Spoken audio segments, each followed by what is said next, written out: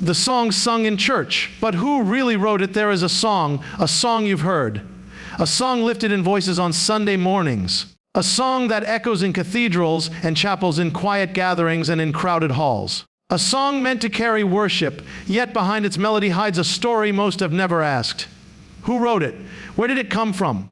And what spirit inspired the words that thousands now repeat without question? We often think that if something is sung in church, it must be holy, it must be safe, it must be true. But history reveals a harder truth. Not every melody that enters the sanctuary was born in heaven. Some were born in shadows. Some were carried by hands that never sought God, but sought power, money, or influence. Think of it. The enemy has always tried to twist what is sacred. From the beginning, the serpent entered the garden, not with violence, but with words. Words are powerful. Words shape faith. Words shape destinies. And so, a song, clothed in beauty, wrapped in harmony, may carry a seed not of light, but of deception. The question is not whether the song is beautiful. The question is, what spirit is behind it? Do the lyrics align with truth, or do they slowly redirect your heart, little by little, away from the one who deserves all glory? Throughout history, nations have sung anthems that led to wars. Movements have been fueled by chants. Crowds have been swept into darkness by music that seemed harmless. And even within the walls of the sacred, infiltration has always been a strategy. So when you lift your voice, don't just ask, does this sound good? Ask instead, does this honor truth? Does this glorify the one who is worthy? Because a song is not just a song, it is a vessel. It carries the heart of its author. It carries the spirit of its origin. And when thousands sing together, that spirit is multiplied. Remember, discernment is not silence. Discernment is not suspicion. Discernment is wisdom. The wisdom to separate light from darkness, truth from imitation, worship from performance. The song sung in church may move your emotions, but emotions are not the test. The test is this: does it bring you closer to truth or further away? So I ask you again, the song sung in church, but who really wrote it? Not every song sung in church is holy. This statement may sound shocking, even uncomfortable, but it carries a truth that many overlook. We are often taught to believe that if a melody echoes inside the walls of a sanctuary, then it must automatically carry the fragrance of heaven. We hear the sound of instruments, the harmony of voices, the rise of emotions, and we assume that all of it is sacred. But the reality is more complex. A song is not sanctified merely by the building in which it is sung. A lyric is not made holy just because it is wrapped in the sound of a choir. What matters most is the spirit that gave birth to it. A song can be beautiful, moving, and powerful, yet still carry a message that diverts hearts away from truth. From the beginning of time, deception has never come wrapped in ugliness. It comes cloaked in beauty, in what sounds right, in what feels inspiring. The serpent in the garden didn't speak in tones of hatred, but in words that seemed wise, even attractive. The danger was hidden, yet it shaped history. In the same way, a song sung in a sacred space can stir emotions and still be rooted in something far from holy. The test of holiness is not found in how the song makes us feel, but in whether its words align with the eternal truth. Consider how music has shaped nations, fueled revolutions, and carried ideologies. People have marched to battle with songs on their lips, believing they were following honor, yet they were stepping into destruction. In the same way, congregations can be swept up by the tide of music without questioning the spirit that stands behind the lyrics. The human heart is moved deeply by melody, but emotions can be deceived if they are not guarded by truth. When a song is lifted in worship, it carries more than melody. It carries the heart of its author, the intention of its origin, and the spirit behind its creation. This is why discernment matters. Not every song that enters the church was born in prayer or truth. Some are crafted for performance, for fame, or even under influences that oppose holiness. To sing blindly is to risk repeating words that do not honor the one we claim to worship. True worship requires not only a voice but also wisdom. And so we must ask ourselves each time, does this song carry light or does it hide a shadow? The spirit behind the song matters more than its beauty. A melody can rise with breathtaking harmony, and lyrics can flow with poetic elegance. Yet if the source of that song is not aligned with truth, then its beauty is nothing more than a mask. Music has always had the power to move the human soul, to stir tears, to awaken joy, to bring stillness or passion. But emotions are not the final judge of what is holy. Many people assume that because a song makes them feel close to God, it must be from Him. Yet history shows us that beauty can deceive. Not everything that shines is gold, and not every song that moves the heart was born from a spirit of light. The true test of a song is not whether it can captivate the ear, but whether it carries the weight of truth. A beautiful tune without truth is like a flower with poison hidden in its petals. It draws you in with its fragrance, but its essence harms rather than heals. This is why discernment is essential. Beauty alone cannot be trusted, because beauty can be manipulated, borrowed, or twisted into serving another purpose. The spirit that gave birth to the song reveals its true nature. Was it written to glorify God, or was it written to glorify man? Was it created in a place of humility, or was it born from a desire for fame, profit, or control? We often forget that music is not neutral. Every song carries a spirit, and every lyric sows a seed. When we sing, we are not just speaking words, we are declaring truths or lies over our lives, our hearts, and even our communities. The melodies that captivate us have the ability to shape our thoughts, mold our emotions, and influence our beliefs. That is why the spirit behind the song matters infinitely more than how sweet it sounds. True worship is never about performance, it is about alignment. A plain song born in truth carries more power in heaven than the most elegant composition built on deception. The human ear may be impressed by beauty, but heaven responds to sincerity and truth. This is the difference between worship and entertainment. When the spirit is pure, even the simplest words rise as incense before God. But when the spirit is corrupted, even the most beautiful song becomes hollow. Therefore, it is not the beauty that matters most, but the spirit that breathes within the song. Words shape destinies. Every word spoken, every phrase sung, carries weight far beyond what the ear can hear. Words are not empty sounds, they are seeds. And just as seeds planted in soil bring forth fruit in time, the words that enter the heart bring forth results in a person's life. This is why lyrics are never just lyrics. They may sound harmless, even ordinary, but they hold the power to shape how people think, what they believe, and ultimately how they live. A single line sung again and again becomes engraved in the soul. What starts as melody turns into memory, and what lingers in memory slowly directs the path of destiny.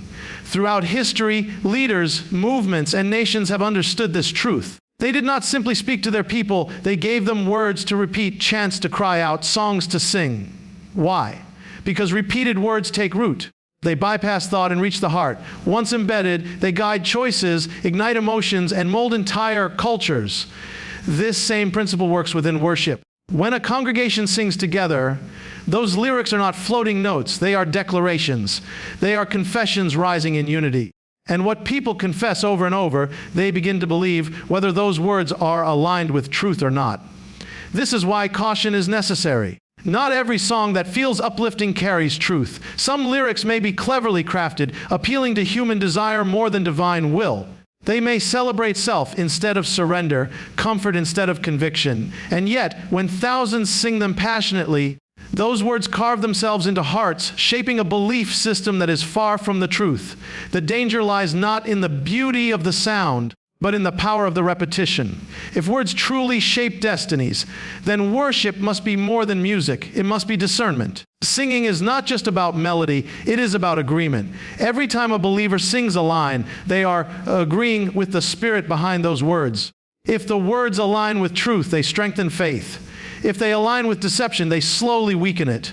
This is why Scripture places such weight on the tongue, reminding us that life and death are in its power. The words we sing can bring life or death to our spirit. And so, the destiny of many can hinge not on the sound of the music, but on the truth of the words being sung. History shows music has fueled both light and darkness. Across centuries, songs have not only entertained but directed the course of entire nations. Music is never just background sound. It is a force that can build or destroy, unite or divide. Empires have risen to the beat of an anthem, and revolutions have spread on the wings of a song. Soldiers have marched into battle with melodies on their lips, believing those tunes to be calls of honor.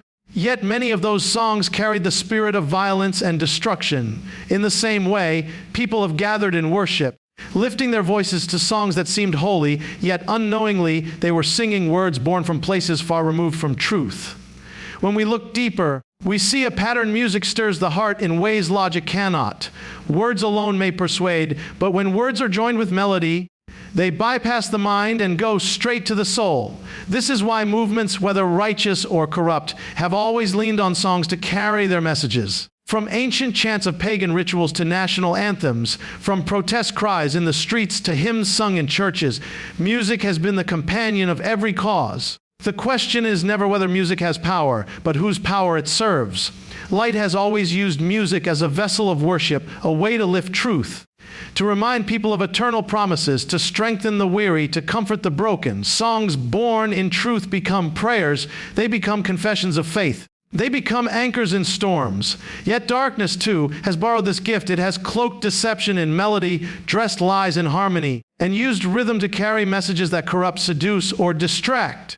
Many times people do not notice the difference because they are caught up in the sound rather than the spirit behind it. This is why discernment is not optional. To sing without awareness is to risk being swept into a tide you do not see.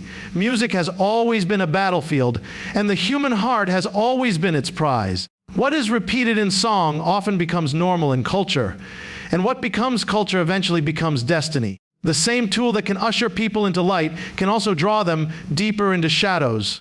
History reminds us that music is never neutral. It is always leading somewhere. The only question is, are the songs we sing leading us toward truth or away from it? Discernment is the key. Without it, beauty can blind, emotion can mislead, and even the walls of a sacred place can give a false sense of safety. Discernment is the ability to see beyond sound, beyond melody, beyond emotion, into the spirit that breathes within a song. Too often, people assume that because something is sung in church, it must be good. They feel the swell of music, the harmony of voices, the stirring of their own emotions, and they take those feelings as proof of holiness. But feelings are not proof. Emotion is not the standard. Truth is the standard, and truth can only be recognized through discernment. Discernment means asking deeper questions. Do these lyrics align with eternal truth? Do they glorify the Creator, or do they subtly glorify man? Do they call the heart to surrender, or do they feed the desire for comfort without transformation? It is easy to be swept away by a song that feels powerful, but discernment looks past feeling and examines fruit. A song that leads the heart closer to light will bear fruit in humility, obedience, and love. A song that does not will leave behind only a memory of emotion, fading as quickly as it came. True worshipers are called to worship in spirit and in truth. That means worship is not measured by how it makes us feel, but by how it aligns with the eternal. Discernment is not cynicism, nor is it suspicion of everything. It is wisdom, the ability to separate what is true from what only appears true. In the world of music, where performance and spectacle can easily disguise themselves as worship, discernment becomes not just helpful but essential. When a congregation sings, unity is formed. Thousands of voices repeat the same words, and in doing so, they come into agreement with the message those words carry. Without discernment, that agreement could be given to something unworthy. With discernment, that agreement becomes powerful, turning the song into a true offering of worship. The difference between the two outcomes lies in whether hearts and minds are awake, or whether they are simply carried by sound. Discernment is the guard at the gate of the soul. It protects worship from being reduced to performance. It shields believers from mistaking emotion for truth. And most importantly, it ensures that what is sung on earth is in harmony with what is true in heaven. Without it, music becomes a snare. With it, music becomes a weapon of light. A song is a vessel. Every note, every lyric, every melody carries something beyond what the ear perceives. It carries the intention of its creator, the spirit that inspired it, and the power to influence those who receive it.